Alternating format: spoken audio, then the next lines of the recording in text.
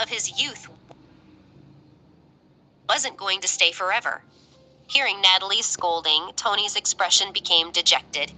He curled his lips and smiled bitterly. Just as Natalie was about to try to persuade him in, she saw Tony looking at her helplessly. He said, "I'm sorry. I understand the importance of the opportunity I have, but I need money right now. My sister has a congenital heart disease, and she's been holding a... Her treatment can't be delayed any longer. An operation needs to be performed, and I need to help fund it." Tony's eyes darkened. Natalie was stunned. She didn't know that he had been carrying such a heavy burden. Although the choice between family and career was difficult for Tony, he would not go against his conscience. He couldn't ignore his own sister's desperate need. Natalie said, "Well, I can understand your difficulties. Why not take me to the hospital later to see your sister?"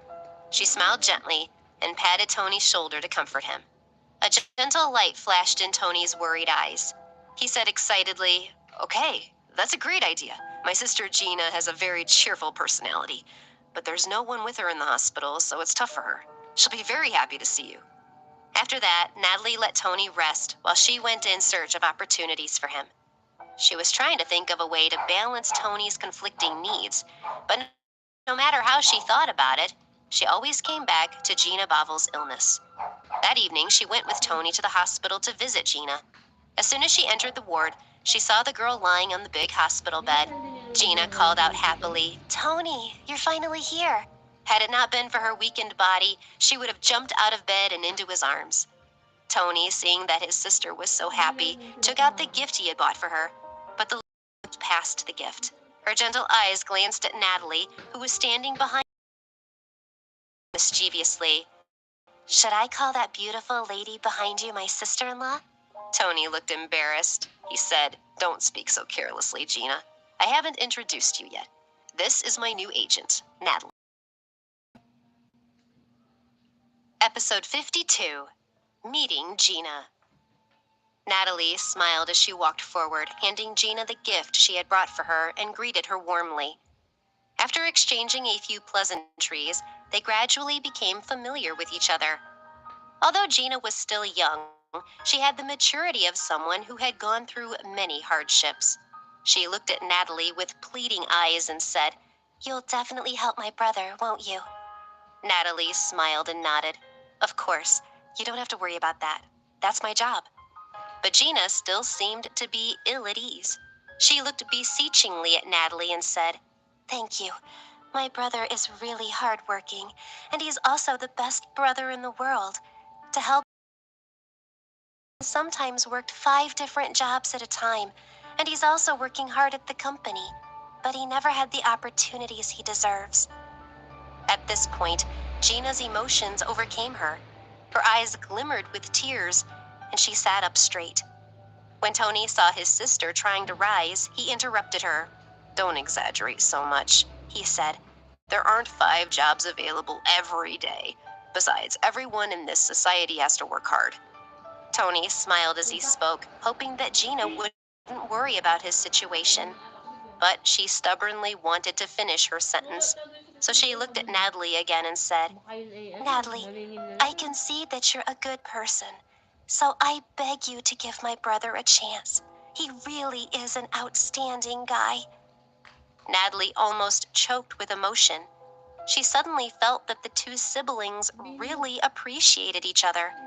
Her tone was sincere as she said, "Don't worry. Just concentrate on getting well. Leave your brother to me." Gina said cheerfully, "Thank you."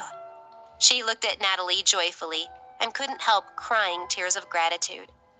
Seeing the girl lying on the bed looking tired, Natalie knew that she should be resting. So she caressed Gina's hair and said gently, "Gina, rest well. Don't worry, everything will be fine, okay?" Gina nodded obediently, hope filling her eyes.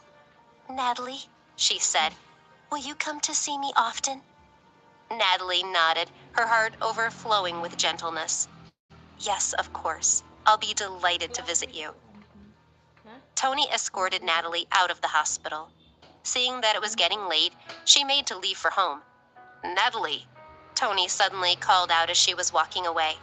She turned and asked, "Yes?" Tony said, "Don't mind what Gina said. She's just a child."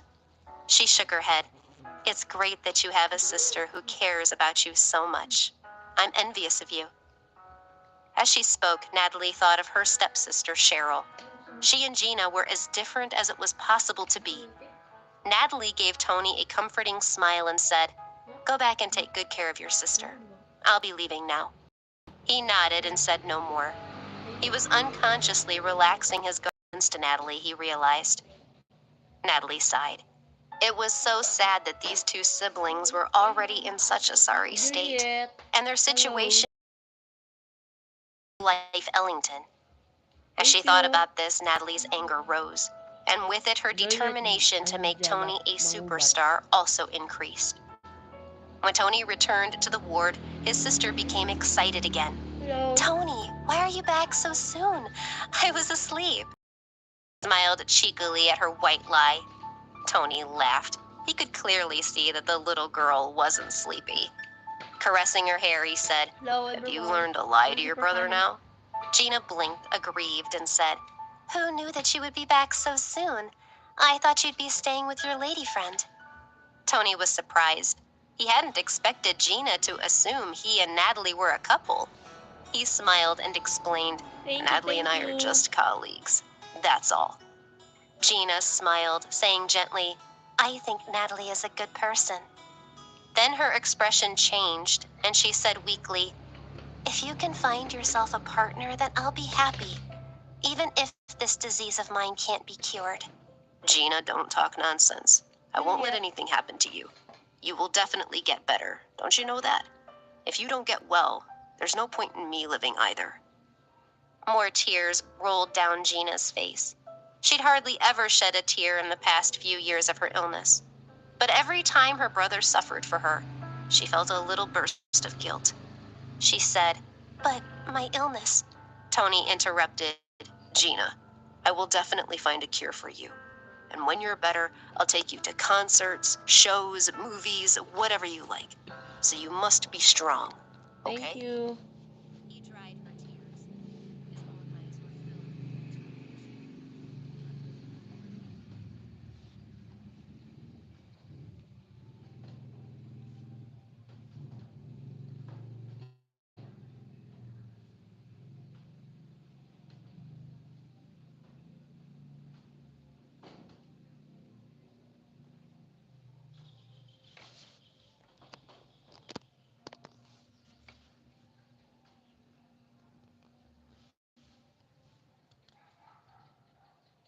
Gina nodded as a range of emotions surged in her heart. They had been struggling with this illness for so long. Thank you. Thank Was you. there still hope?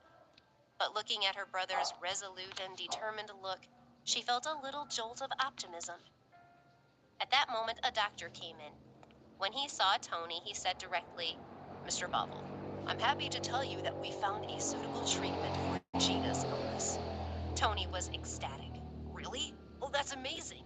So can you please arrange for her surgery as soon as possible? I'll think of a way to get the money together as fast as I can." Even if he had to sell his blood and organs, he thought he'd raise that money. The doctor smiled and said, "There's no need. The woman who came in with you just now has already paid the costs of the operation and the treatment. After 2 days of tests, if there are no problems, then we'll schedule the operation. Prepare yourselves." Gina's eyes were wide with wonder. "Natalie paid for it?" she asked, an incredulous expression on her face.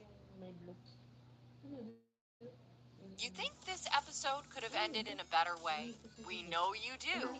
Start your own audio series and hit the top of the charts. Episode 53, Life is Precious. The expression on Tony's face was complicated. There was shock, but he was also touched. What had happened today meant that he'd have to work hard to repay her, even if he had to struggle for the rest of his life. Tony gathered his thoughts and comforted Gina with a smile. "All right, Gina, rest well now. And don't let your thoughts run wild. Leave everything to me."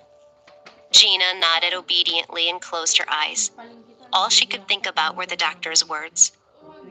After his sister fell asleep, Tony took out the script he was working on and started to read through it, at the same time trying to understand why he had nearly given up earlier that day. He swore that no matter what, he would stand up again and succeed. Natalie, meanwhile, having paid the money to the hospital, was feeling troubled. The payment for the treatment her bank account. When she'd gone abroad, she'd been almost penniless. Since then, she'd worked hard to save up her money bit by bit. She'd originally planned to put the money aside as a tuition fund for Liam. After seeing Gina's condition today, she'd felt she had no choice but to intervene. Life was the most important thing. If you didn't have money, you could. But if you didn't have life itself, then there was. Life was so precious. Maybe they'd be able to pay her back? She thought highly of Tony's potential, and if he worked hard, it wouldn't be a problem for him to earn this much money within a year. After Natalie left the hospital, she went to the school to pick Liam up. If she was late, Liam would definitely be angry. She hadn't expected Bryce to pick up Liam, but when she got to the academy, she saw a familiar car on the road in front of her. Was Bryce here? She was slightly taken aback, but before she could think about it further, the car stopped right in front of her. Bryce got out. In her shock, she asked, "What are you doing here?" Bryce's actions had really surprised her. He raised his eyebrows and shrugged. He seemed to be in a pretty good mood. He hadn't really had the time to come and pick up Liam, but Mrs. Perkins had called him to tell them that he should go to the school to give Liam a surprise to boost his mood. So Bryce had temporarily set aside the work he had on hand and came to the school. Natalie was confused by Bryce's expression. She was about to ask more questions when she saw Liam sprinting out of the school. "Daddy! Mommy, you're here!" shouted Liam, running out with a joyous expression and hugging Bryce's legs. Bryce squatted down and said, "Yes, of course. Why wouldn't we come to pick you up?" He picked Liam up in his arms and turned towards his car. Natalie looked at them as Bryce settled Liam into the seat and felt a little lost. She couldn't. Is this still my child? She scampered to the car, reached in, and picked Liam up. When Bryce saw Natalie's expression, he laughed as he thought, "Is she jealous?" Natalie asked, "Liam, tell me how you're getting along with the kids at school. Did you get along with them okay today, or did you fight?" Liam pouted. "I am a good boy. Their kids really like me. Look, they gave me things." Liam opened his bag and tipped out some gifts. The bag was full of candies, chocolates, and the like. Natalie said, "All given to you by the girls." "Yes, I brought some back for you." Natalie was moved. She kissed Liam on the cheek. This little guy, she thought. Here he goes. Natalie stared at his face as she thought this. Bryce, who was watching the mother and son closely, didn't say anything. He just watched their interaction, feeling very touched. All this emotion he'd been feeling ever since he'd met the pair of them was so strange to him. When they got home, Mrs. Perkins hugged Liam happily. "Liam, I missed you so much. Have you been good today?" Liam grabbed a bunch of candies from his bag and stuffed them into Mrs. Perkins' hands, saying, "Mrs. Perkins, I kept these for you. Enjoy." Mrs. Perkins was elated. Liam really was kind to everyone. After returning from school, Bryce got really busy. After dinner, he retreated to his study and worked. Liam was having fun in the living room, while Natalie sat on the sofa using her laptop to draw up Tony Bovel's practice plan, while also trying to think of a way to get Tony in front of the public again. She had to deal with these two matters first. Natalie worked until late. Liam got bored on his own, eventually going back to his room, where he went off to sleep. He didn't want to disturb his mom because he knew she was busy and was trying to earn money to support him. Tiredness finally overcame Natalie, and she fell asleep right there on the living room sofa. When Bryce was done with his work, he came into the living room and saw Natalie sleeping there, bathed in a warm orange light that gave her skin an ethereal radiance. She looked elegant, perfect, and peaceful, not like a mortal at all. Episode 54, Pasta for Two. Bryce thought about waking Natalie up, but instead just looked at her sleeping. Perhaps he didn't want to ruin this rare moment of serenity. Then, ignoring those feelings, he walked over and gently picked Natalie up in his arms. As soon as he touched her, she opened her eyes. They looked at each other. After a moment, Natalie said, "What are you doing? Put me down." Reflexively, Bryce let go of her. Natalie bounced on the sofa as she landed, grimacing in pain. "Ouch!" She sat up and folded her arms, glaring at Bryce. "Bryce, you're too much. You just threw me down like a wrestler," she said snappily. He scoffed. "It was you who told me to let go. I thought you'd be grateful if I did as you asked." She retorted, "Who asked you to carry me anywhere anyway? It's the middle of the night, for goodness sake. What were you plotting?" "Plotting?" snapped Bryce. "This is my house. You are my wife in name. So how is it I'm plotting against you?" It struck him suddenly that this was actually pretty funny. He held the joke in his heart. Natalie had no reply for him. She could only glare at him, rubbing her arm where she'd bumped it on the edge of the sofa. After a while, when she saw that Bryce had no intention of leaving, she asked, "So why are you still awake this late anyway?" "I'm hungry," said Bryce. "I'm going downstairs to look for something to eat." "Oh, I see," Natalie nodded. He ignored her and went to the kitchen by himself. Not long after, he came back with a bottle of water and started to drink it. Natalie, puzzled, asked, "Is that all you're going to have? Can you fill yourself up just by drinking water?" Bryce looked at her with amusement. "There's nothing else in the fridge. What do you suggest?" She shrugged. Then she got up and went to the kitchen herself. While she was there, she kept thinking that Bryce seemed a little strange today. Although she couldn't put her finger on what was odd about him, there was definitely something. For one thing, he had become less cold in his manner and somehow more human. A short time later, Natalie emerged from the kitchen carrying 2 plates of pasta with sauce and a couple of forks. She put one down in front of Bryce and said, "Have some," before starting on her own plate. As the fragrance of the pasta sauce permeated the air, Bryce heard his stomach growl. He picked up a fork and started to eat. After the first bite, he nodded appreciatively, saying, "This is really good. Thank you." Praise like this from him was rare. Natalie shrugged her shoulders nonchalantly, saying, "How am I going to raise a child if I can't cook? I spent my time abroad learning everything I could, cooking included." Although Bryce couldn't guess exactly when she was abroad, he knew that it wasn't that easy for a woman to bring up a child alone in such circumstances. He lowered his eyes and didn't say anything. To change the subject, he said, "How's your work these days?" Natalie's enthusiasm sparked at the mention of her job. She described what she'd been working on that evening and gave a brief outline of the plan she'd made.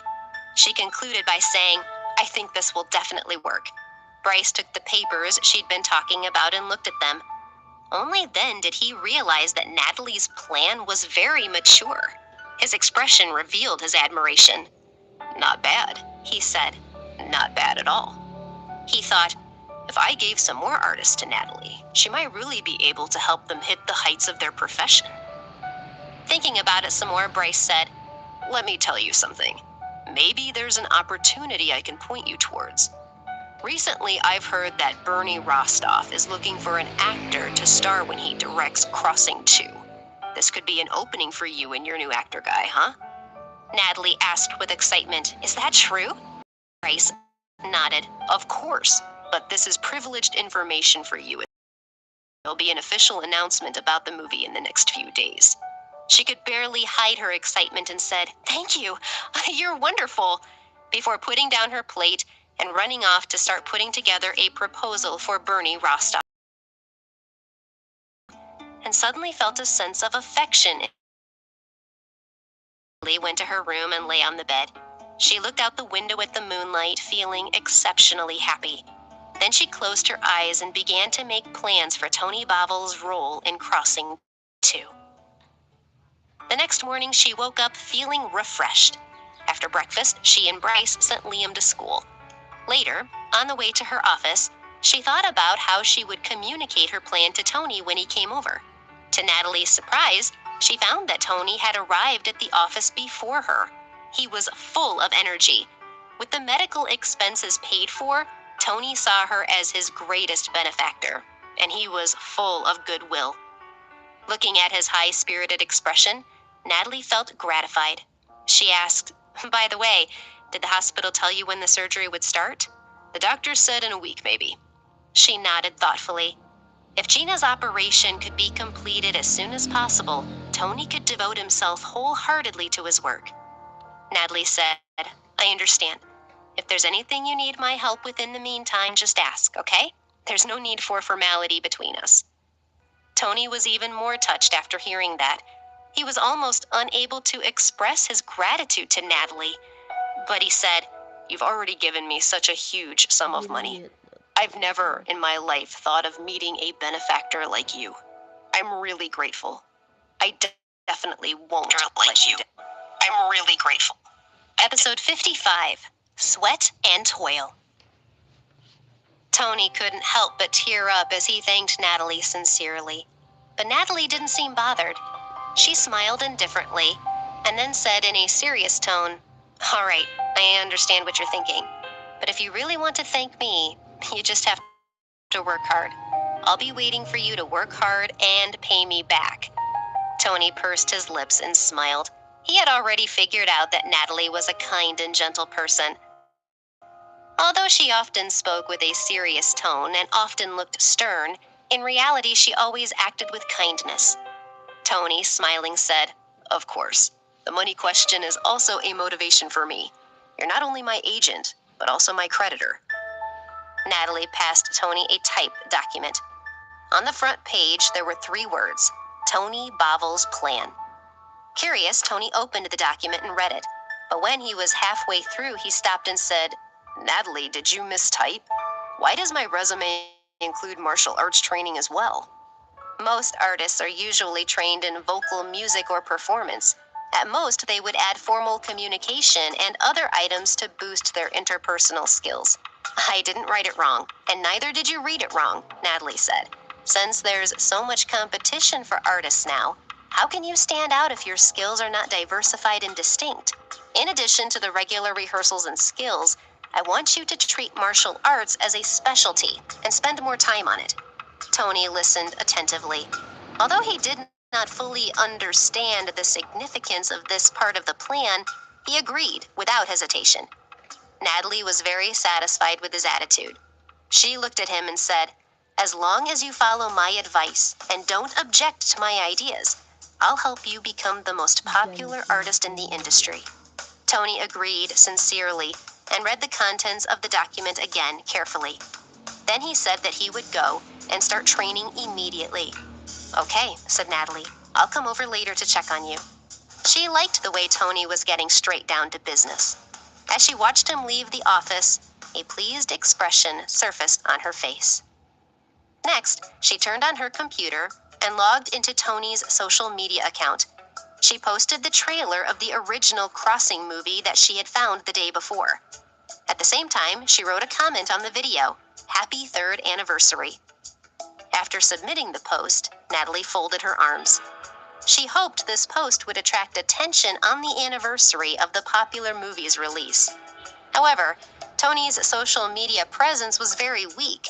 He'd been out of sight for so long that he'd almost disappeared from public view. The number of Tony's followers had also decreased. So when Natalie later went to check social media while eating her lunch, she found that there were pitifully few new comments related to Tony. Fortunately, there were still some fans left who remained loyal to Tony Bavel. She saw comments like these. "Wow, I'm not seeing things right. Tony Bavel actually updated his social media? Well, my eyesight isn't great, but is this post hinting at something? Could it be that Tony Bavel is about to make a comeback? No matter what, Tony, we always love you." There weren't many but it wasn't hard to see how loyal the few remaining fans were. Natalie got the feeling that this was definitely a good start.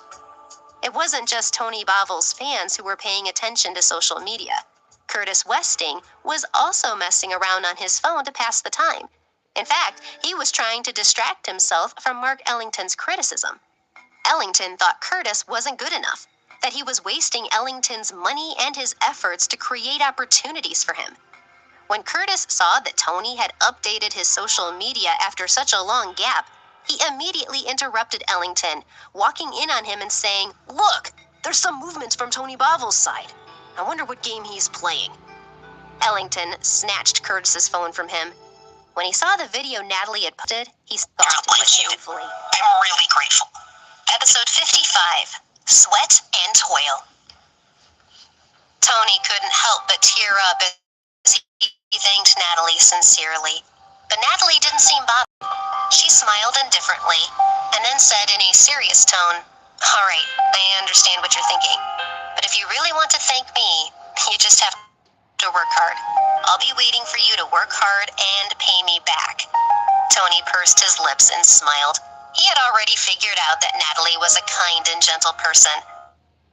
Although she often spoke with a serious tone and often looked stern, in reality she always acted with kindness. Tony, "The money question is also a motivation for me. You're not only my agent, but also my creditor." Natalie passed Tony a typed document. On the front page, there were 3 words: Tony Bavil's plan. Curious, Tony opened the document and read it. But when he was halfway through, he stopped and said, "Natalie, did you mistype? Why does my resume include martial arts training as well?" Most artists are usually trained in vocal music or performance. At most, they would add formal communication and other items to boost their interpersonal skills. "I didn't write it wrong, and neither did you read it wrong," Natalie said. "Since there's so much competition for artists now, how can you stand out if your skills are not diversified and distinct? In addition to the regular rehearsals and skills, I want you to treat martial arts as a specialty and spend more time on it." Tony listened attentively. Although he did not fully understand the significance of this part of the plan, he agreed without hesitation. Natalie was very satisfied with his attitude. She looked at him and said, "As long as you follow my advice and don't object to my ideas, I'll help you become the most popular artist in the industry." Tony agreed sincerely and read the contents of the document again carefully. Then he said that he would go and start training immediately. "Okay," said Natalie. "I'll come over later to check on you." She liked the way Tony was getting straight down to business. As she watched him leave the office, a pleased expression surfaced on her face. Next, she turned on her computer and logged into Tony's social media account. She posted the trailer of the original Crossing movie that she had found the day before. At the same time, she wrote a comment on the video, "Happy 3rd anniversary." After submitting the post, Natalie folded her arms. She hoped this post would attract attention on the anniversary of the popular movie's release. However, Tony's social media presence was very weak. He'd been out of sight for so long that he'd almost disappeared from public view. The number of Tony's followers had also decreased. So when Natalie later went to check social media while eating her lunch, she found that there were pitifully few new comments related to Tony. Fortunately, there were still some fans left who remained loyal to Tony Bavil. She saw comments like these: "Wow, I'm not seeing things right. Tony Bavil actually updated his social media? Well, my eyesight isn't great, but is this post hinting at something? Could it be that Tony Bavil is about to make a comeback? No matter what, Tony, we always love you." There weren't many, but it wasn't hard to see how loyal the few remaining fans were. Natalie got the feeling that this was definitely a good start. It wasn't just Tony Bavil's fans who were paying attention to social media. Curtis Westing was also messing around on his phone to pass the time. From Mark Ellington's criticism, Ellington that he was wasting Ellington's money and his efforts to create opportunities for him. When Curtis saw that Tony had updated his social media after such a long gap, He immediately interrupted Ellington, walking in on him and saying, "Look, there's some movements from Bill's side. I wonder what game he's playing." Ellington snatched Curtis's phone from him. When he saw the video Natalie had posted, he stopped beautifully. I'm really grateful. Episode 55, Sweat and Toil. Tony couldn't help but tear up as he thanked Natalie sincerely. But Natalie didn't seem bothered. She smiled indifferently and then said in a serious tone, "All right, I understand what you're thinking. But if you really want to thank me, you just have to work hard. I'll be waiting for you to work hard and pay me back." Tony pursed his lips and smiled. He had already figured out that Natalie was a kind and gentle person. Although she often spoke with a serious tone and often looked stern, in reality she always acted with kindness. Tony, "The money question is also a motivation for me. You're not only my agent, but also my creditor." Natalie passed Tony a typed document. On the front page, there were 3 words: Tony Bobbles' plan. Curious, Tony opened the document and read it. But when he was halfway through, he stopped and said, "Natalie, did you mistype?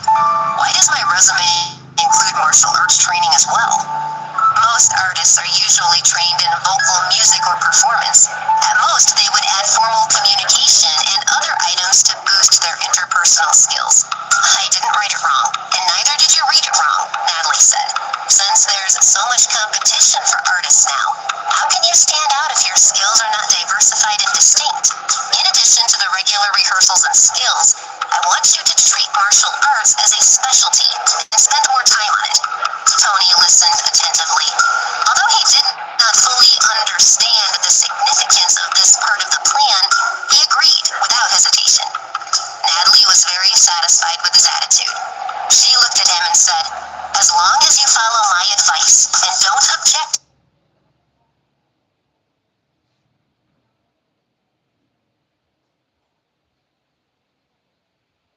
to my ideas, I'll help you become the most popular artist in the industry." Tony agreed sincerely and read the contents of the document again carefully. Then he said that he would go and start training immediately. "Okay," said Natalie. "I'll come over later to check on you." She liked the way Tony was getting straight down to business. As she watched him leave the office, a pleased expression surfaced on her face. Next, she turned on her computer and logged into Tony's social media account. She posted the trailer of the original Crossing movie that she had found the day before. She wrote a comment on the video, "Happy 3rd anniversary." Submitting the post, Natalie folded her arms. She hoped this post would attract attention on the anniversary of the popular movie's release. However, Tony's social media presence was very weak. He'd been out of sight for so long that he'd almost disappeared from public view. The number of Tony's followers had also decreased. So when Natalie later went to check social media while eating her lunch, she found that there were pitifully few new comments related to Tony. Fortunately, there were still some fans left who remained loyal to Tony Bobble. She saw comments like these. "Wow, I'm not seeing things right. Tony Bobble actually updated his social media? My eyesight isn't great, but is this post hinting at something? Could it be that Tony..."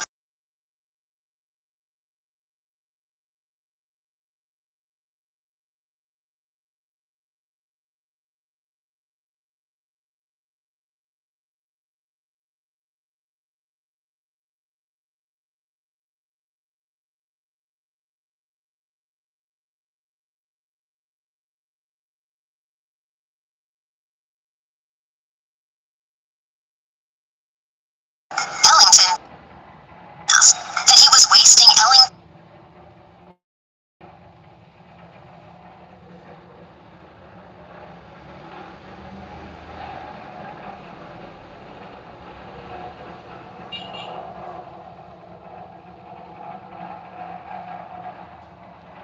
That's really funny. He's still dreaming about turning the tables on us. I'm afraid there's no hope for him." But despite his flippant attitude, his heart was still filled with foreboding. After Curtis left, Ellington turned on his computer and watched the video on Tony's social media page again, muttering sour words as he did so. He felt that he wanted to vent his anger, but how could a single comment affect Tony Bavel, who was indulging in fantasies? All the same, he posted 2 sarcastic comments, implying that Tony had no future at all. One of the comments said, "What era is it now? You're still trying to relive your past. You don't even understand the basics. You've no hope." Natalie, meanwhile, after reading the comments of a few fans, decided to check on Tony's training.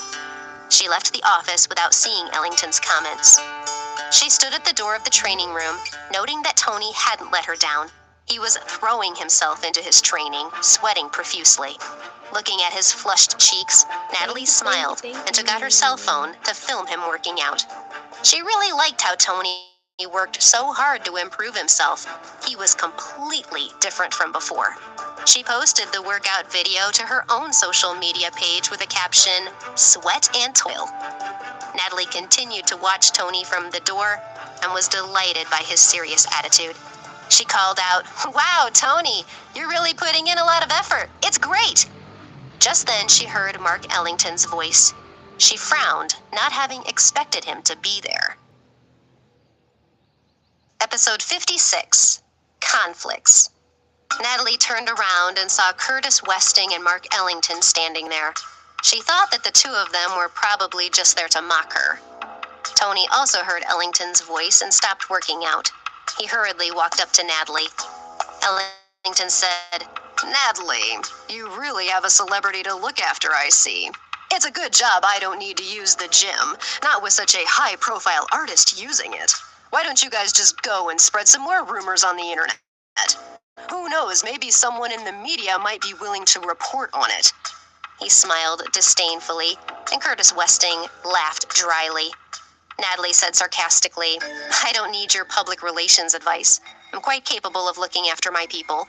I even have my eyes on someone to team him up with to create a power couple on screen." Ellington was even more dismissive as he shook his head and smiled, telling Natalie not to get lost in useless delusions. He said mockingly, "I don't think so. Bavel hasn't been in the public eye for long. He doesn't have a fan following like other stars. How are you going to find an audience for him or any of his pals?" Natalie retorted directly, You don't really have to worry about Tony or his time. I heard that you were preparing a plan to make it pretty good. When are you planning to go through with it?" His expression darkened and he glared at Natalie. His teeth were bared like an animal's. She raised her eyebrows and sneered. "You just can't control yourself, huh?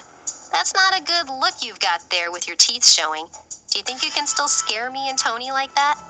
As she spoke, Natalie put her arm around Tony's shoulder protectively, projecting strength and confidence. Ellington was incensed. "What do you mean by being so rude to me?" He was so angry that his speech was becoming disjointed. A few other workers who were watching from the sidelines couldn't help but laugh loudly when they saw Ellington's distorted, angry face. This made him feel even more outraged. Natalie decided that that was enough.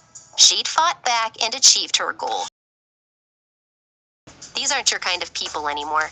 She took his arm and they left. On the way to the office, she leaned close to Tony and whispered, "Did you see what I did there?"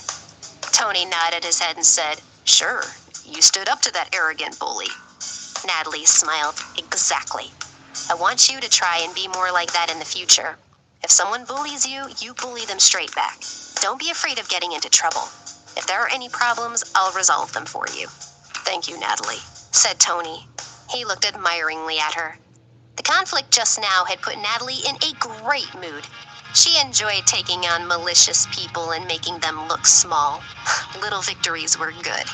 She spoke to Tony for a little while about the details of his training, then let him rest before continuing his work.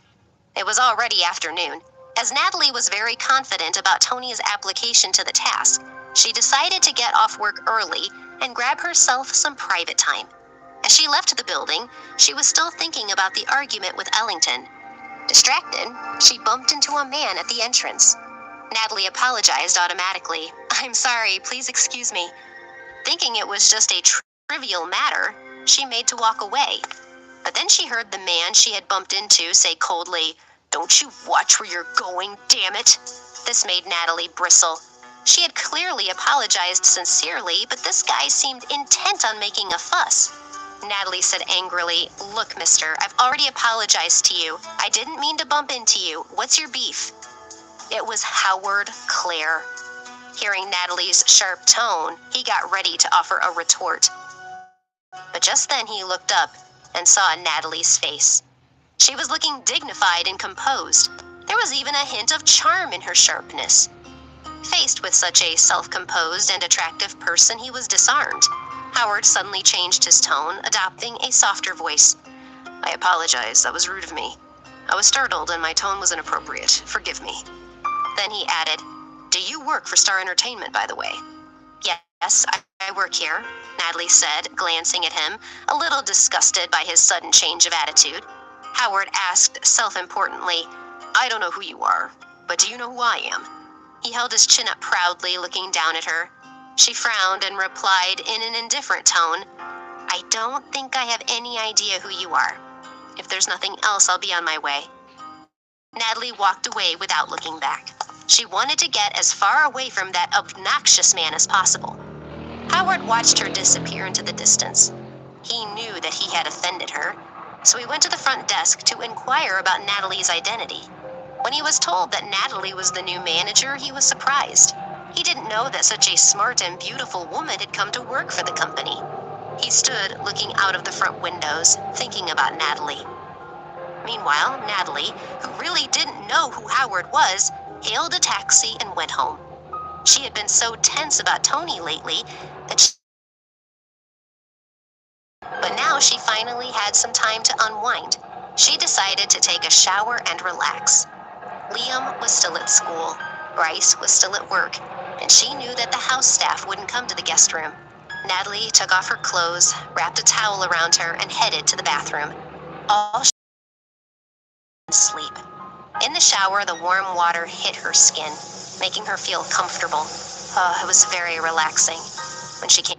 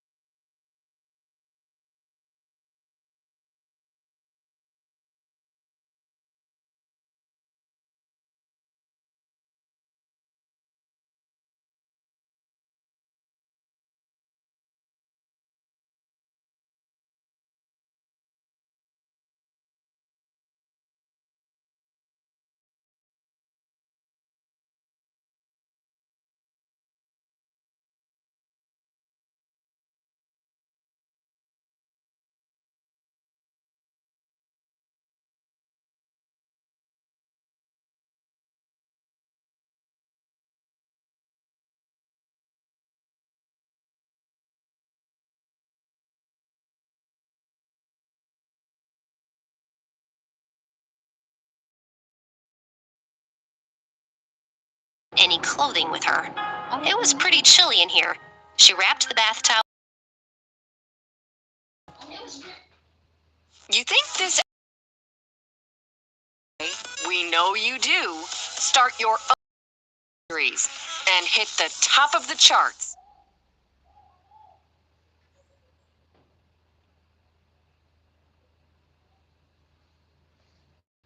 Bay ổn.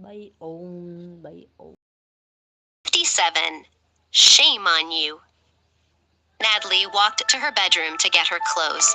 When she passed the living room, she didn't notice that Bryce was sitting on the sofa. Bryce was resting there, his eyes closed.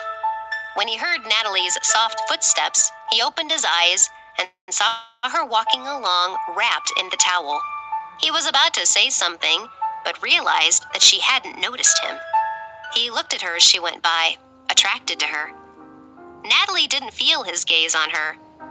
In her room, she opened the door of the wardrobe to find her clothes. She had lots to choose from. As she was flipping through her clothes, the towel slipped off her and fell to the ground. She immediately felt her body turn cold. As she bent down to pick up the towel, she saw Bryce sitting on the sofa, looking at her. Natalie let out a shrill scream of surprise, pulling the towel up to cover herself. Then she shouted indignantly at Bryce, "What the hell are you doing here? Shame on you, looking at me like that." Natalie's face had flushed red with embarrassment. Bryce said, "Well, this is my house. Why shouldn't I be here? And what are you doing running around half naked?" He calmly withdrew his gaze. "You." Natalie was ashamed and angry at the same time. She glared at Bryce with embarrassing. She hadn't expected Bryce to be here at this time of day. Bryce looked at her. He felt like teasing her, so he got up and walked over.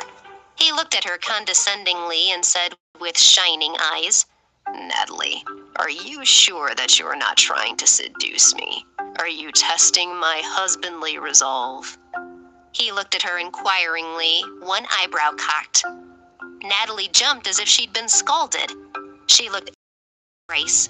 "Bryce, you're going too far." Natalie wasn't really sure what was happening here. She was upset and jumpy. She wondered what Bryce really meant. But then he laughed heartily and said, "Your face, what a sight." And Natalie realized that he had just been fooling with her. She threw some clothes at Bryce angrily. She was livid at having been made a fool of. Bryce said, "Okay, fun time is over. Better get yourself dressed before anyone else sees you." Natalie wasn't willing to listen to him. She couldn't wait for him to disappear. She felt like she'd really lost face, badly. Seeing that she was pumped up, Bryce let out a long sigh and turned away. She picked out some clothes before running to the bathroom. Watching her go, a gentle, affectionate smile appeared. Sometimes he felt that he really could love her. Natalie appeared a short while later. It looked as if she'd been crying a little, but with her damp hair hanging down, she looked fresh and charming. Bryce pretended to... "Anyway, why are you back so early today?" Natalie said, "I came back early because I had nothing else to do at work. I had no idea that you'd be here, and I could ask you the same question. Why did you come home so early today?" Actually, she wanted to ask him how much he had seen just now, but such words were too embarrassing. Instead, she changed the subject to this less... Bryce understood this. Natalie was way too polite and tactful sometimes, he thought. He said, "I'm leaving on a business trip to London. Back in 2 days. Mrs. Perkins told me I should say goodbye to you before I left. I'd best be getting along now." Bryce stood up and gathered together his luggage. The words Natalie wanted to say caught him go. When Bryce's car disappeared down the driveway, she let out a long sigh of relief. Natalie still had some lingering... He'd made her look a fool, embarrassed her, and then laughed. But there seemed to be something else too, but she couldn't put her finger on it. In the car, Bryce was also thinking about what had just happened. Natalie's face, flushed with emotion, appeared in his mind. He smiled at the memory. She seemed even more alive when she was shy and flustered. The driver looked in the rearview mirror and saw the soft, wistful expression on his boss's face, and he was shocked. He'd been with Bryce for many years and had never seen a look like that on Bryce's face before. Episode 58, An Unexpected Confrontation. Later that afternoon, Natalie went to pick Liam up from school. By the time she got there, a number of parents had already gathered in groups, waiting for their children. When the school bell rang, Natalie looked towards the door. She saw Liam running towards her embrace. Mommy, He yelled. you came to pick me up. Natalie immediately felt very happy too.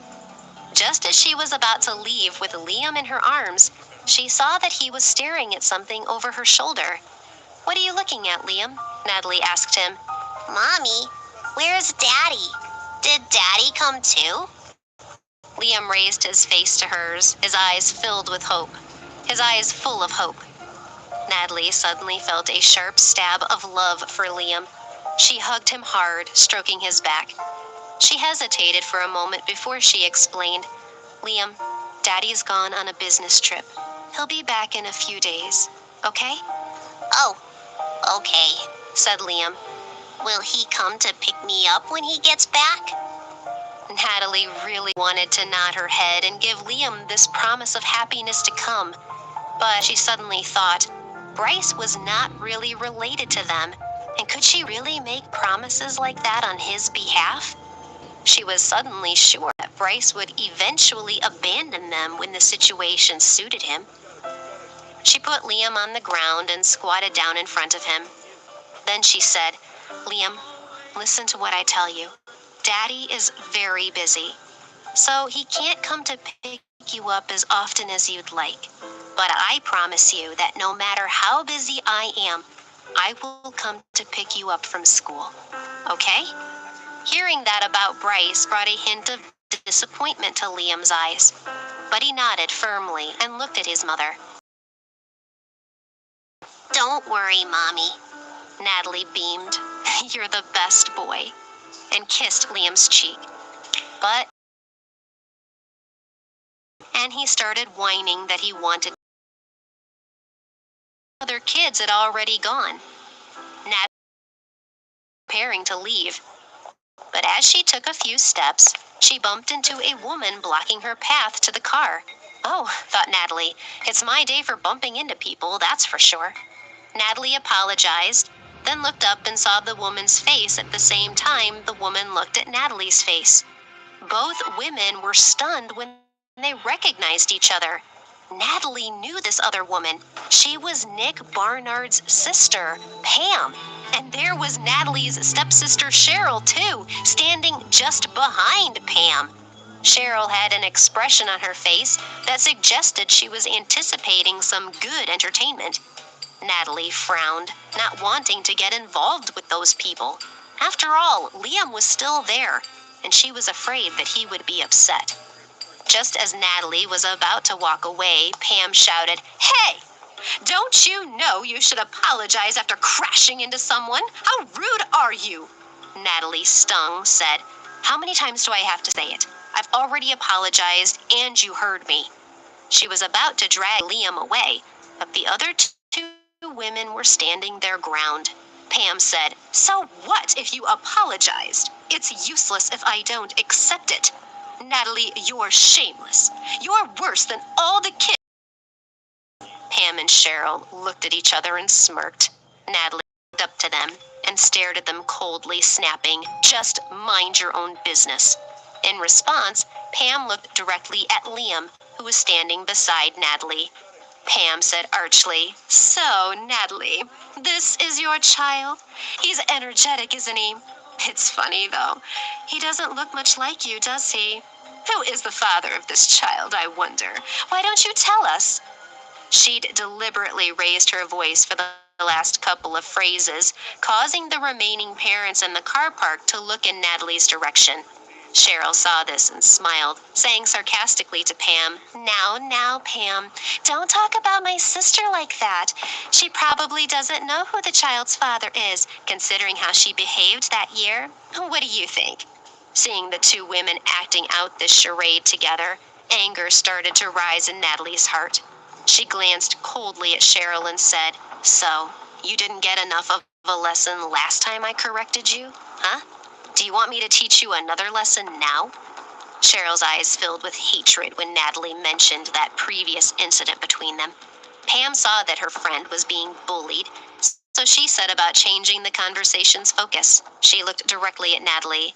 "Natalie, everyone knows that you're tainted. Your child's origins are obscure, and it's perfectly plain that you're no good. You're destined never to be able to hold your head up high for the rest of your life." As she saw Natalie's face go pale, Pam continued, "Unfortunately, this little guy is in a sad situation. He is following in his bad mother's footsteps as an illegitimate child." She deliberately emphasized the words illegitimate child by raising her voice. When the surrounding people heard these words, they looked at each other and muttered disapprovingly. One by one, they coaxed their children up beside them and said, "From now on, you're not allowed to play with this little boy, okay?" The kids didn't really understand what the problem was, but they didn't dare resist their parents' instructions. From now on, they would have to distance themselves from Liam. Liam, meanwhile, had been looking on, mute and stunned. Episode 59, The Slap. How could a small child suffer such humiliation and hostility? Liam's eyes reddened and he started to cry, sniveling and saying, "I have a dad. It was my dad who sent me here a few days ago. I have got a dad." Liam finished with a roar of anger. His pitiful look made Natalie's heart ache. She hugged him.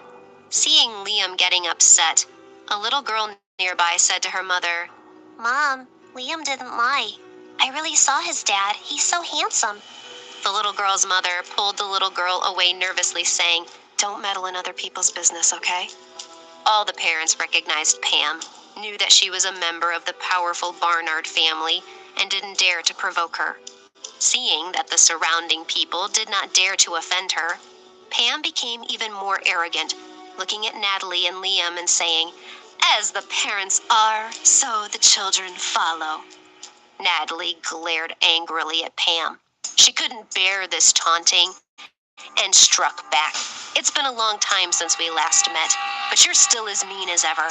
As a mother yourself, you might at least show some consideration towards the feelings of a child." Pam was angered by this. She pointed at Natalie and snapped, "Sure, Natalie, you have guts. You dare to scold me. I can do what I want and get whatever I want. For example, I'll definitely get the principal to expel your child today. If the principal refuses to play ball, I'll threaten to withdraw my own child from the school. The school won't do its reputation any good."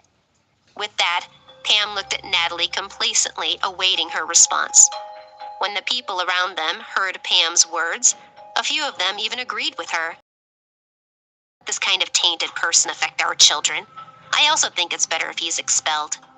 The scene suddenly became very chaotic.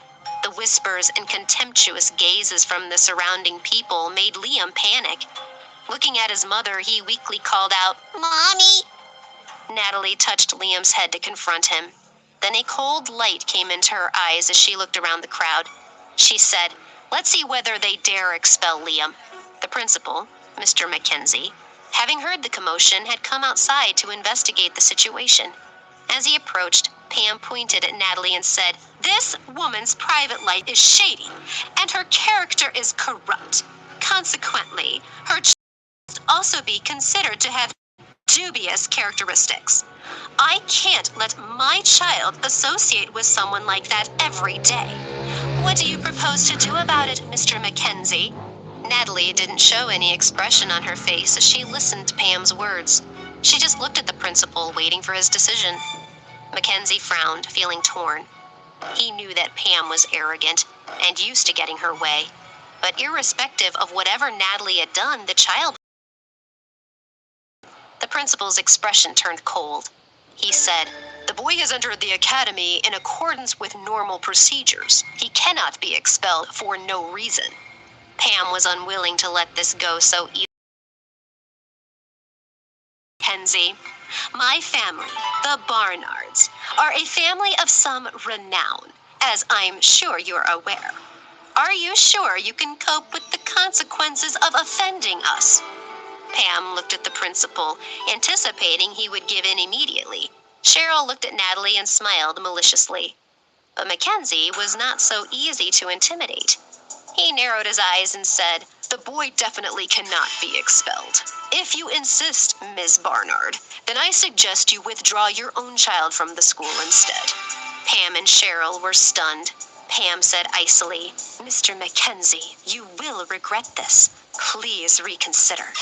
The principal remained unmoved, saying coldly, "The boy cannot be expelled. You must decide." With that, the principal walked away and back into the school building. Natalie smiled with satisfaction, then looked at Pam.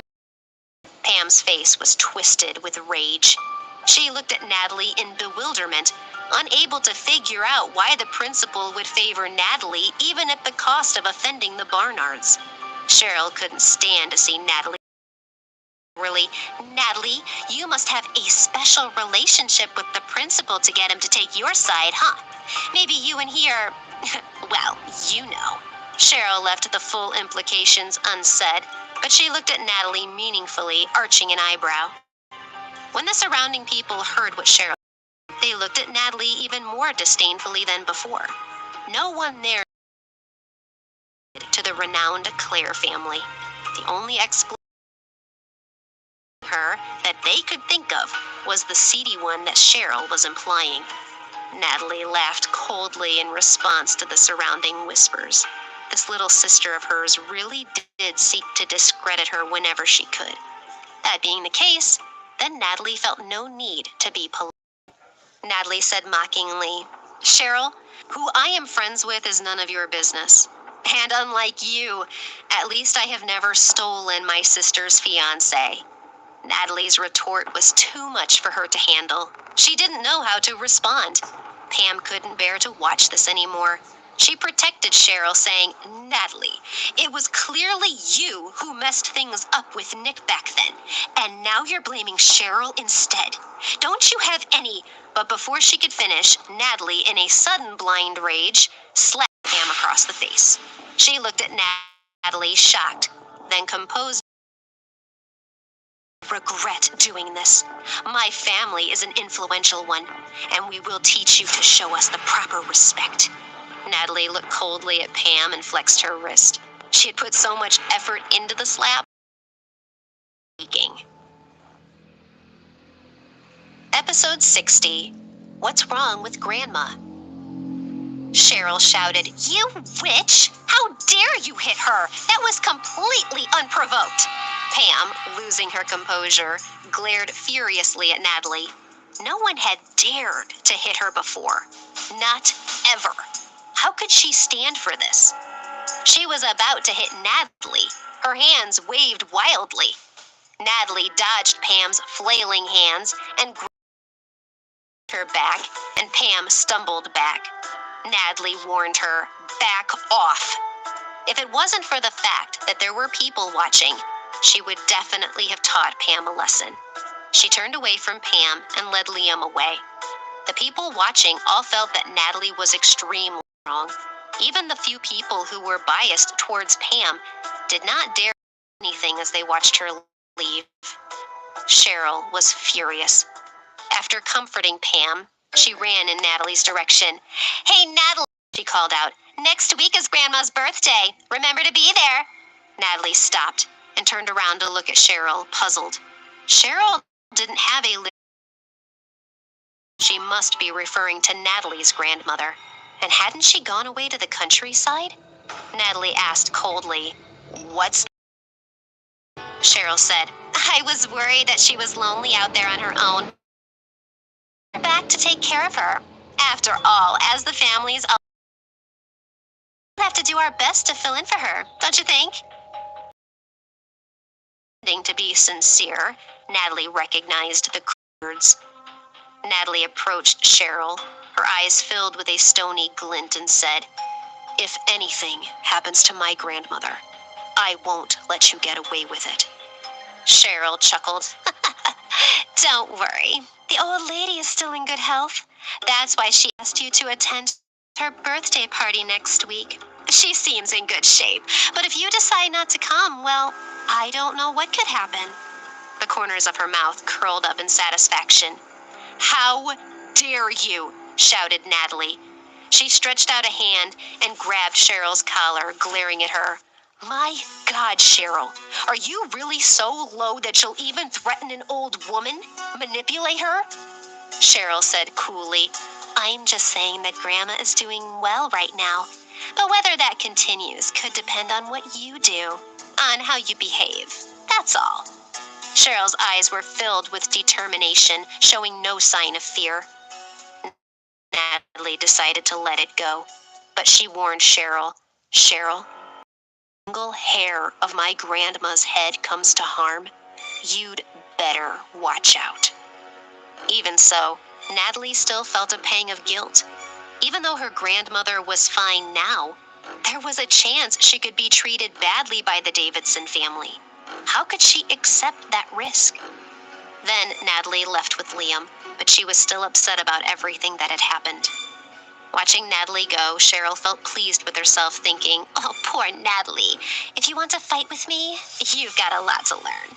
Cheryl knew that her hold over the old woman gave her an advantage over Natalie. In the car on the way home, Natalie's frown deepened as she thought about the kind of treatment her grandmother might receive from the Davidson family. It made her heart ache. Grandma used to be a proud woman, but when she reached middle age, she had seen her child, Natalie's mother, die. Grandma had an unquenchable pain in her heart, and it wouldn't take much for the Davidsons to reopen those old wounds. Grandma was getting old. Natalie had often seen her crying secretly when looking at photos of Natalie's mother. How could her grandma, an emotional woman, stand up to any kind of mistreatment? The more Natalie thought about it, the more anxious she became. She felt that it was because of her that her grandma was in trouble, and she felt guilty for leaving her open to suffering. Liam saw her expression and asked worriedly, Mommy, will my great-grandma be all right? Natalie let out a sigh, rubbed Liam's hand to comfort him, and said, Don't worry, Liam. Great-granny will be fine. I won't let anything happen to her. Liam nodded. But although his mother's assurances made him feel better, he was still worried about his great-grandmother. However, he didn't dare to say anything else when he saw his mother's worried expression. He knew it would only make her feel worse. When Natalie got home, Mrs. Perkins came over and asked worriedly, Mrs. Clare, is everything all right? She had already heard gossip about what had happened at the school gates. Natalie hadn't expected the news to travel so fast. Her heart was in turmoil. She nodded indifferently and said to Mrs. Perkins, Don't worry, Mrs. Perkins. We're fine. Everything is fine. Even so, Natalie still looked upset. She went to her room. Mrs. Perkins was upset too. Liam must have suffered so much. Meanwhile, Pam was fuming with rage. She had never been treated like this before. After Natalie had pushed her back, Pam had been in a state of stunned disbelief.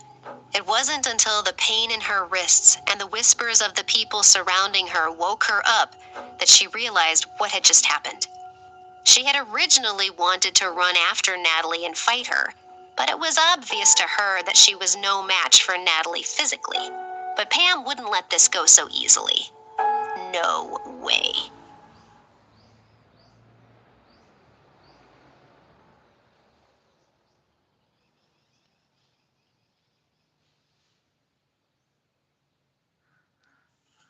Episode 61, The Audacity of the Woman.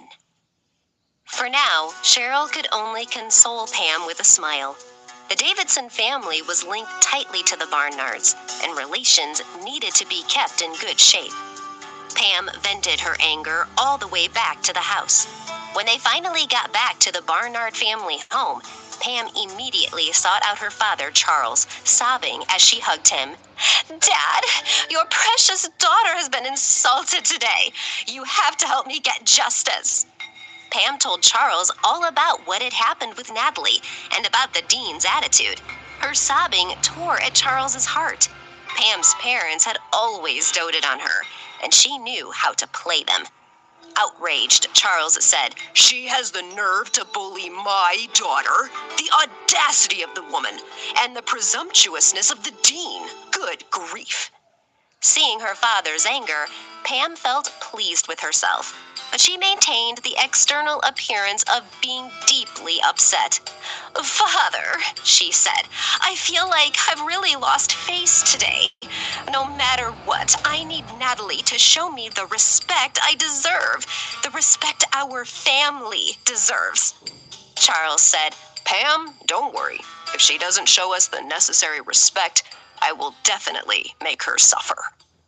Charles's wife, Elaine, also consoled their daughter. Cheryl watched Pam's performance from the sidelines.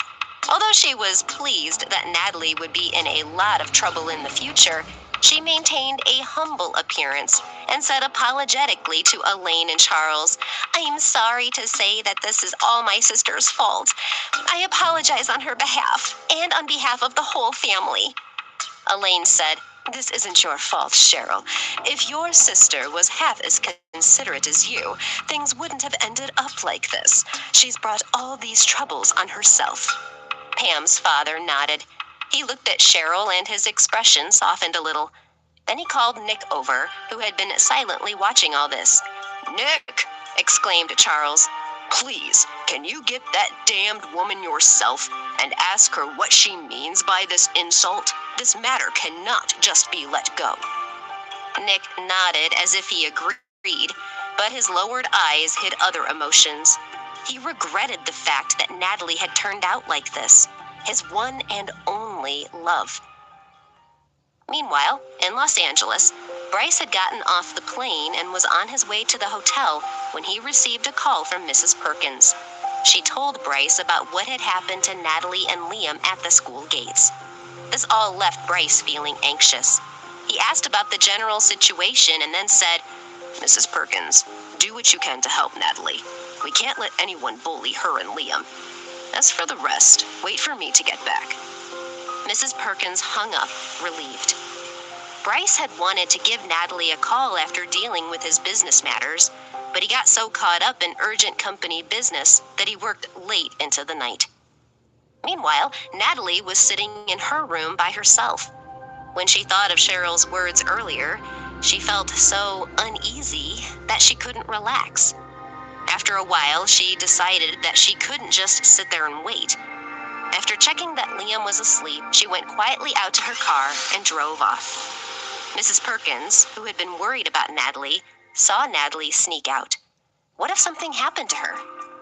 After thinking for a while, Mrs. Perkins decided to arrange for 2 of the Clare family bodyguards to follow Natalie and protect her. But Mrs. Perkins... She tried to call Bryce several times, but he didn't pick up his phone. Mrs. Perkins was panicking now. Ultimately, she sent Bryce a text message detailing Natalie's situation. Then she sat and prayed that nothing would happen to Natalie. Natalie drove to the vicinity of the Davidson family mansion and parked her car in a concealed position, but still handy if she needed to make a swift exit. To avoid the mansion's security systems, she sneaked through the undergrowth towards the backyard. She knew that there were no monitoring systems installed back here. The 2 Clare family bodyguards had tailed Natalie in the car, and now they followed her to the backyard wall. They thought Natalie was going to climb the wall, but then Natalie took out some kind of tool from her pocket.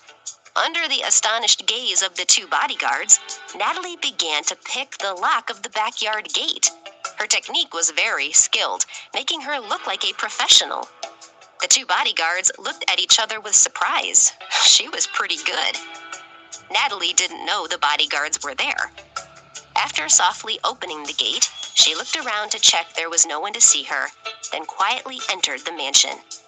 The Davidson family's arrangements were the same as they had been several years ago, matching what she remembered. Natalie dodged up the stairs, stepping in the blind spots of the security cameras. Like a ninja, she thought. When she got upstairs, Natalie walked carefully and kept in the shadows while she searched for her grandma. It was now deep into the night, and there weren't many people at the Davidson family home. It seemed especially quiet and dark. Natalie's courage rose. But after walking a few steps further, she suddenly heard a burst of footsteps and voices. Natalie froze for a moment, then hastily hid in a side room, holding her breath and anxiously looking through a crack in the open doorway. If she was discovered, she wouldn't be able to escape. Episode 62, Injury Detail. Natalie listened as the footsteps moved down the hall, closing in on her hiding place. Someone seemed to have detected Natalie's movements and was approaching with suspicion. Natalie closed her mouth tightly to prevent herself from making any noise. She broke out in a cold sweat. As the person moved closer, Natalie recognized their gait and perfume. It was Cheryl.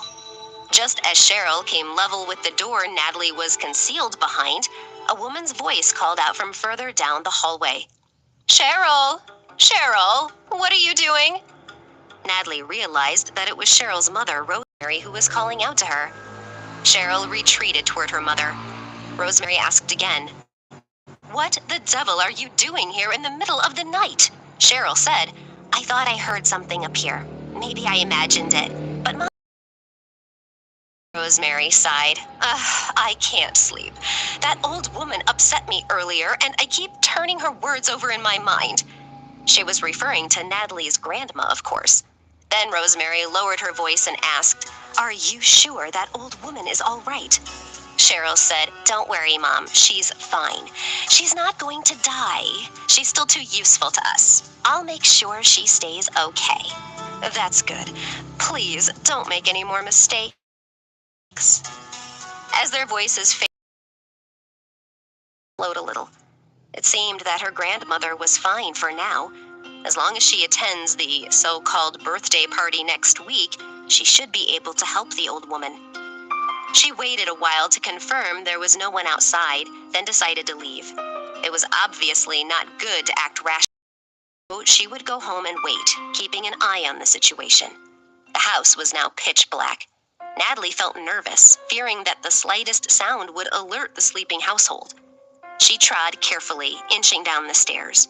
She had almost made it to the bottom when she caught her toes in a rough patch of carpet and tripped. Natalie landed on the tiled floor at the bottom of the stairs, stifling a cry of pain. That was close. Struggling to get up, she realized that she had cut her leg when she fell. As she walked to the back door, she could feel blood seeping from the wound, and the skin around the cut was tender. Ignoring the pain, Natalie forced herself to walk outside, down the... Then once she was through the gate, she started limping towards her car. The two Clare family bodyguards were still there in the shadows. They watched and made sure that she made it to her car. Once they were back in their own car, the bodyguards reported the situation to Bryce, who had returned from Los Angeles and was heading in a car heading for the Clare family mansion. Natalie drove straight back to the mansion. The pain in her leg was gradually easing, but she went straight to her room to get her medical kit. As she car swung across the front of the house. The wound looked bad, but it wasn't actually very deep. Natalie sat on the sofa and disinfected the cut. It stung badly, and she bit her lip to suppress the pain. Just then, Bryce came in. He asked, "What's going on? That's a nasty cut you have there." He moved closer, snatching away the antiseptic ointment. His face, unknown to him, was full of concern and worry. Bryce's sudden appearance surprised Natalie. She asked in confusion, "Why are you back already?" He glanced at her but didn't answer. Instead, he stretched out his hand and gently inspected Natalie's injury. "Lie down," Bryce ordered. There's no need for that. It's just a small cut and I'll be fine. Natalie was blushing. Bryce didn't notice her embarrassment. He gently pushed her back onto the sofa. She could smell his scent. She felt a chill on her leg as Bryce applied the antiseptic. She could feel his cool fingers gently brushing against her bare skin, making her shiver. This was too embarrassing. Natalie felt pain and itchiness, so she put her hand on Bryce's hand and said, He said, I'm almost done. Just endure it for a moment longer. His voice was filled